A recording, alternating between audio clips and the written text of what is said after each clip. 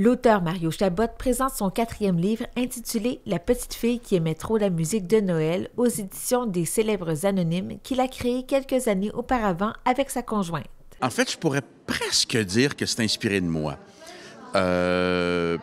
Premièrement, bon, étant très jeune, là, avant que je devienne un petit Irakeux, là, tu sais, j'avais un album que j'aimais, c'était un album de Noël, tu sais, et puis je l'écoutais même en plein été, tu sais, ce que les gens ne comprenaient pas, tu sais. C'est un album qui était en mort en plus, et je me révélais même à l'époque être un indécrottable psychotronique. Par la suite, évidemment, en vieillissant, la musique de Noël, je trouvais ça poche. Tu sais? Et je comprenais pas d'ailleurs pourquoi il y a de la musique de Noël, mais qu'il n'y en a pas, mettons, pour la Pâques. Tu sais? Ben, bon, c'est sûr que l'Halloween, on peut toujours mettre de la musique épeurante, là, tu sais, mais puis ça, on peut nicoter le restant de l'année. Et moi, je comprenais pas que pourquoi, pendant 1 mois et demi, 2 mois, tout le monde se sent obligé d'écouter de la musique de Noël et tout. Tu sais. Il a fallu que, évidemment, j'ai une vie de famille pour comprendre, je sais pas, plus l'importance de la musique de Noël et tout. Et c'est un peu ça qui se passe. Dans mon livre, le personnage de Valérie, qui est une petite fille, elle adore sa musique de Noël, elle adore son disque. Et puis, elle comprend pas.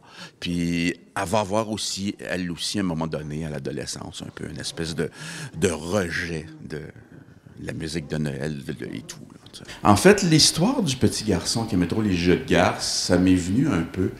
Le livre « Le petit garçon qui aimait trop les jeux de guerre » était le premier d'une série. C'est le deuxième de la série. Il y avait déjà 2 brumes. Et puis là, c'est le deuxième de la série, les enfants qui aiment un peu trop. Tu sais. J'en ai un autre en chantier, dans ma tête. Mais là, présentement, je travaille plus sur un roman, un petit peu plus épais, un roman, en fait, ado. Ce qui est intéressant d'un livre de Noël, c'est un peu comme les chanteurs qui ont des disques de Noël. Tu sais. C'est un peu comme la façon de ne jamais mourir. Tu sais. T'as des chanteurs à has-been, mais qui, à tous les ans, on peut acheter leur disque de Noël. Tu sais. Fait que c'est peut-être une façon pour moi de ne jamais être has-been. L'idée d'écrire ce livre lui trottait en tête depuis l'an passé, mais il a planché récemment sur ce projet. Avec la pandémie, évidemment, là, c'était plus facile aussi d'envoyer l'esquisse du texte, si on veut, à l'illustratrice, qui était encore Kim O'Connor, qui était la même illustratrice que du livre Le petit garçon qui aimait trop les jeux de guerre, parce que c'est dans la même série. Donc, on essaie d'avoir la même signature visuelle. C'est ça. Donc, évidemment, Kim avait plus de temps aussi à m'envoyer des esquisses et tout. On était capable de... Et est-ce que ce livre s'adresse au même public que l'autre... que le petit garçon qui aimait trop les jeux de guerre, oui. Ben, en fait, je te dirais, bon, évidemment, on peut... De 0 à 5, il n'y a pas de problème. Ça prend juste des parents qui ont envie de lire. Mais je te dirais qu'on peut se rendre jusqu'à 9 ans. Ce qui est intéressant aussi, c'est que comme ça parle d'un thème, on parle de l'adolescence aussi. Ça peut s'adresser à des enfants un peu plus vieux, mais qui ont de la misère à lire, parce qu'on se rend compte que c'est pas tous les jeunes qui sont au même niveau de lecture. Et puis, je me rendais compte, entre autres, avec le petit garçon qui aimait trop les jeux de guerre, qu'il y a des jeunes qui n'aiment pas la lecture. Même si leurs amis vont lire des romans, eux autres, ça lui prend des images, ça lui prend des phrases courtes, un texte aéré.